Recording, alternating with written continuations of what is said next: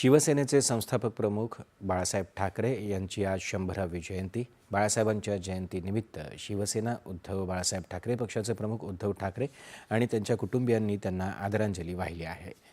दक्षिण मुंबईतील शिवसेना प्रमुख बाळासाहेब ठाकरे यांच्या पूर्णाकृती पुतळ्याला पुष्प अर्पण करून उद्धव ठाकरे यांनी त्यांना अभिवादन केलं। बाळासाहेबांच्या जयंतीनिमित्त पंतप्रधान नरेंद्र मोदी यांनीही त्यांना आदरांजली वाहिली।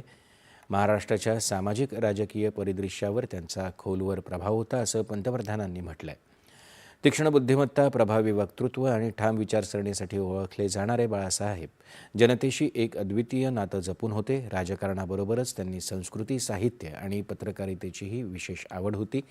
व्यंगचित्रकार म्हणून त्यांच्या कारकिर्दीत समाजाचं सूक्ष्म निरीक्षण आणि विविध विषयांवरील निर्भय भाष्य दिसून येतं।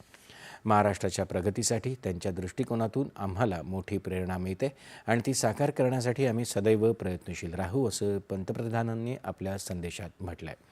उपमुख्यमंत्री एकनाथ शिंदे यांनी देखील बाळासाहेबांच्या स्मृतींना अभिवादन केलंय।